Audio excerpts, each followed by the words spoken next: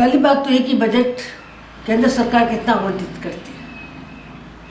पिछली बार भी बहुत कटौती की थी और इस बार कितना करके राजस्थान सरकार को देती है। लेकिन मुझे अपेक्षा है कि विकास के काम नहीं रुकने चाहिए। लेकिन मैं कांग्रेस पार्टी से हूँ और कांग्रेस का हमेशा रहा कि आम आदमी आम गरीब की चीज़ नहीं होती थी और इसीलिए हमने इतने सारे अधिकार भी दिए। मैं चाहती हूँ कि हमारी सरकार वो समेकित विकास और अशोक जी का जो गहलोत जी हमारे मुख्यमंत्री जी हैं उनका तो पूरे विषय रहा है कि गरीबों की सेवा करना, गरीबों की रोजी रोटी का इंतजाम करना, वो रोजी रोटी का इंतजाम अच्छी तरह से कर सके और मनरेगा बहुत अच्छी तरह से चल सके। जो अधिकार हम लोगों ने, कांग्रेस पार्टी ने संसद से दिया, लोगों को अधिकार दे रखा जन्मसिद्ध अधिकार की तरह, और आम आदमी की चिकित्सा की व्यवस्था अच्छी तरह हो सके, विशेषकर कोरोना काल में, क्योंकि कोरोना गया नहीं। राजस्थान सरकार ने बहुत ही अच्छी मेहनत करके कोरोना पर बहुत कंट्रोल किया है, लेकिन कोरोना अभी गया नहीं है। कोरोना को भी देखते हुए, अन्य बीमारियों को देखते हुए, आम आदमी की जो योजनाएं हम लोग राजस्थान सरकार ने पहले शुरू की थी गहलोत जी ने, उन योजनाओं को अच्छी तरह से ठीक ढंग से शुरू करें और विकास के काम, खास करके पेयजल के कामों को कहीं रोक नहीं आए, सिंचाई के कामों को कहीं रोक नहीं आए। इतना हम चाहते हैं केंद्र सरकार भी हमें बजट दे ताकि हम हमारी सड़कें उनको भी ठीक कर सकें। लेकिन पेयजल और किसानों को उनकी भूमि पर जल, ये व्यवस्था जरूर की जानी चाहिए। और एक बात और, किसानों को बीज टाइम पे मिले, सबको चिकित्सा टाइम पर हो, बच्चों की अच्छी तरह से देख रेख हो, इतनी व्यवस्था जरूर से होनी चाहिए। हाँ, कुछ इस पिछले वर्ष में खास करके और कुछ नौकरियां नहीं लगा पाए, बजट की कमी भी थी, कोरोना काल भी था। अब कम से कम सरकार को नौकरियों की तरफ ध्यान देना चाहिए, देगी हमारी सरकार। इस सब के बावजूद भी कुछ न कुछ ध्यान ज़रूर देती रही थी। मेरी अपेक्षा है कि हम लोग कम से कम, और इसलिए केंद्र सरकार से खास करके मैं कहना चाहती हूँ कि जो उन्होंने वादे करके झूठे वादे निकले, इस तरह का कोई वादा कांग्रेस ने नहीं किया। कांग्रेस तो प्रतिबद्ध है कि रोजी रोटी, मकान मिलना चाहिए। मैं आवासीय मंत्री भी थी केंद्र में, तो किस तरह से हम लोगों ने गरीबों को दिया। आज वो योजना को प्रधानमंत्री योजना के नाम पर दे रहे हैं, लेकिन वो ज़मीन पर देखें तो ज़मीन पर उस तरह का कोई मकानों की व्यवस्थाएं नहीं है केंद्र सरकार देखे तो मैं चाहती हूँ अच्छा पैसा कम से कम उसका भी दे केंद्र सरकार, ताकि मकानों की व्यवस्था हो सके और हमारी जो योजनाएं थी अफोर्डेबल मकानों की, वो अच्छी तरह से चल सके। कुछ जगह पर स्कूल नहीं है, कुछ जगह पर अभी भी चिकित्सा की सुविधा नहीं है, वहाँ पर स्कूल और हॉस्पिटल की व्यवस्था है। और इसमें 50-50 किसी भी तरह से मैं सोचती हूँ कि बजट में प्रावधान जरूर रखेंगे ताकि वो व्यवस्था अच्छी तरह से हो सके। मेवाड़ को लेकर के क्या उम्मीदें हैं? मेवाड़ को लेकर के खास उम्मीद तो पेयजल की है जी, क्योंकि पेयजल मेरा फेवरेट विषय रहा है। फेवरेट इसलिए कि लोगों को, मुझे इसलिए राजसमंद वगैरह में पानी बाई वाली बाई कहते हैं, जहाँ से पानी मिला, जल समन योजना भी मैं लाई, देवास वो भी, देवास थर्ड जो रह गई है, तो उसके लिए पानी हमें मिलना चाहिए। दूसरी बात ये कि हमारे गाँव को मानसी वाकल से पानी देने का जो वादा था, तो गांव तक वो पहुंचना चाहिए, हमारे गांव तक। तो उसे किसी तरह राजनीतिक कारणों से उसे दूसरी जगह के लिए शिफ्ट कर दिया, ये उचित नहीं है। और इसी तरह से बिजली की व्यवस्था भी कुछ गाँव में अभी भी अच्छी नहीं है। पोल सारे दर लगा चुके हैं, सब योजनाएँ पूरी हो चुकी है, उनको अच्छी तरह से ध्यान दें। लेकिन पेयजल, हर स्थान पर पेयजल की पूरी व्यवस्था हो, शिक्षा की पूरी व्यवस्था हो। उदयपुर शिक्षा का केंद्र है, यहाँ पर और इस तरह की जो यहाँ पर स्कूल्स वगैरह ये, और ख़ास करके इंस्टीट्यूशंस, ये सब आनी चाहिए। Higher education, higher medical education, इसकी और व्यवस्थाएं होनी चाहिए। ये ऑलरेडी है, ऑलरेडी इतनी सारी यूनिवर्सिटीज़ हैं जो हमारी सरकार हमेशा ध्यान देती है, लेकिन ये केंद्र और भी बन सके अच्छी तरह से, ये बजट से अपेक्षा है। लेकिन ये कितना कर पाएंगे कोरोना काल में, पर पेयजल की व्यवस्था हमारी सरकार ज़रूर करेगी। पूरा मुझे विश्वास है। मैडम, सियासी हलचलों में ऐसा सुनने में आ रहा है कि यह बजट बचत फॉर्मूले पर आधारित रहने वाला है, तो कहाँ कहाँ बचत किस प्रकार से की जा सकती है आपके विचार से? अगर बजट है बचत आधारित हुआ तो देखिए, बजट तो इन लोगों ने काफ़ी की है, हमारी सरकार ने। जी, बचत आधारित बजट ही होगा, इसीलिए मैं कह रही हूँ कि इसलिए पेयजल को प्राथमिकता देनी होगी। हम लोग दूसरी चीज़ों को रुक सकते हैं, लेकिन पेयजल में नहीं रुक सकते। मैडम, देखा जाए तो ट्राइबल पूरा क्षेत्र ही कहलाता है।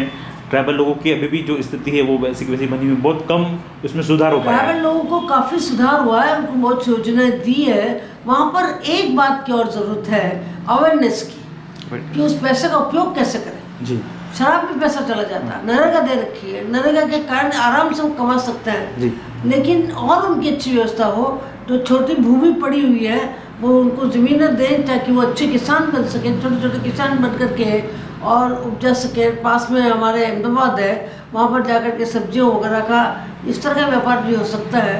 और यहाँ पर टेक्सटाइल की अच्छी सुविधा है। लेकिन क्योंकि मैं आपने सही कहा कि बजट आधारित होगा, तो बजट पर एक तो सरकारी बजट पर बहुत कमी करनी होगी, और भी ज़्यादा कमी करनी होगी। दौरे कम कर रखे हैं लेकिन और कम करने होंगे। नियुक्तियाँ कम कर रखी है, लेकिन नियुक्तों को कम करने का मैं नहीं कहती। कम से कम जितने रिटायर हो उससे दुगने तो आपको लेने पड़ेंगे। जी। नौकरी पर पूरा ध्यान रखें, अनाज लोगों को पूरा मिले, और पेयजल का बचत सरकार को करनी होती है। और मैं सोचती हूँ कि वाइट एलिफेंट्स, मुझे कहने की ज़रूरत नहीं क्या क्या होता है, उन सब को यदि हम लोग रोक दें तो बचत हो सकती है।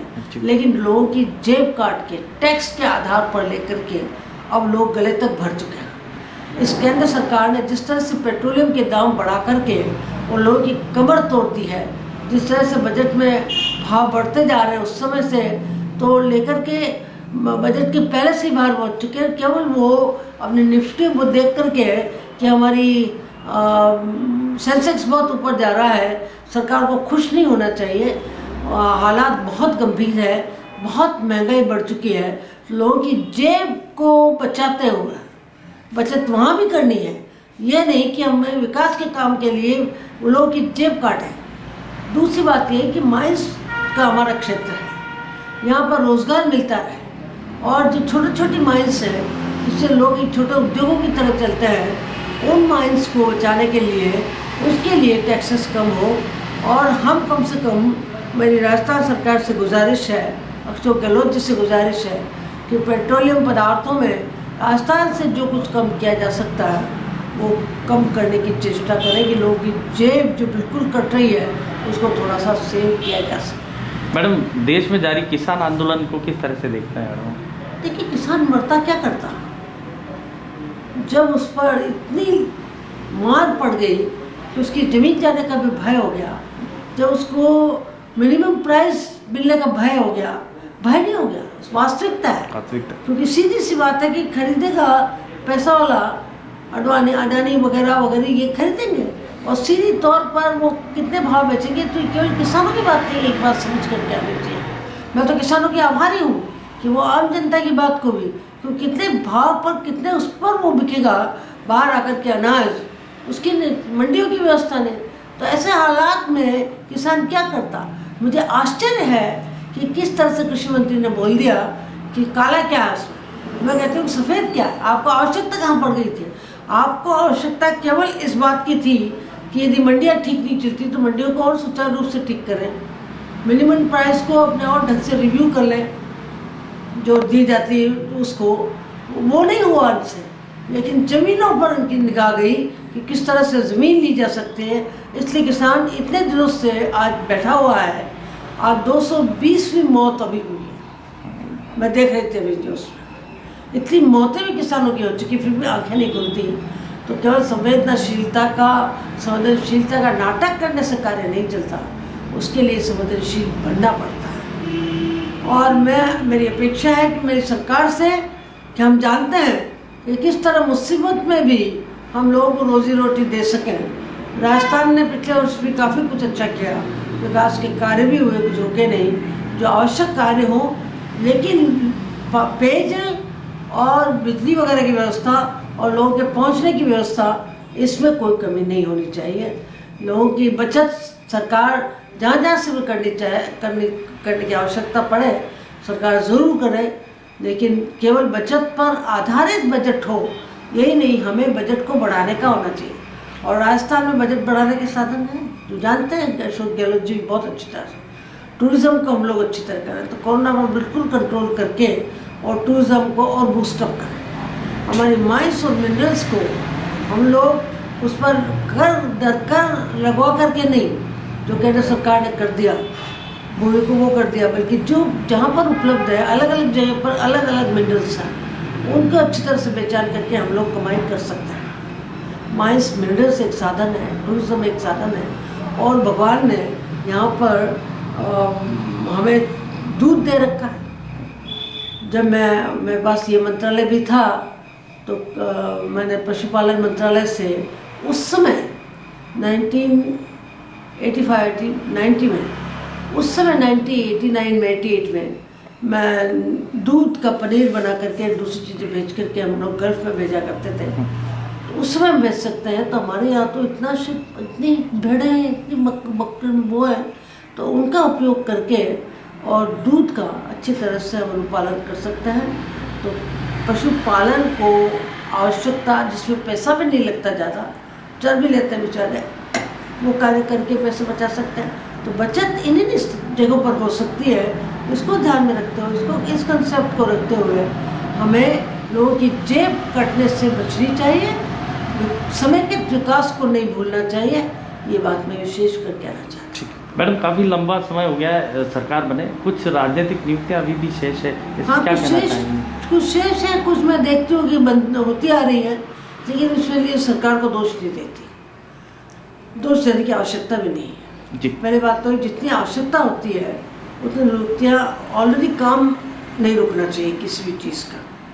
तो नियुक्तियाँ कोरोना के कारण भी, कुछ हमारी कुछ और कारणों से भी जी, कुछ बजट कमी थी, ये बहुत सारे कारण रहे। और आप जब बचत पर आधारित कह रहे हैं तो उसमें एक चीज़ ये भी जाती है कि यहाँ पर भी बचत की जा सकती है। शायद ये भी दिमाग में हो कि नहीं, कारणों से नहीं हो पाए, लेकिन अशोक जी के दिमाग में है। और नियुक्तियाँ उन्होंने शायद कह भी दिया कि इस बजट सत्र के बाद में होगी, क्योंकि अभी हमारी लड़ाई कोरोना से है, अभी हमारी लड़ाई महंगाई से है, अभी हमारी लड़ाई बेरोजगारी से है।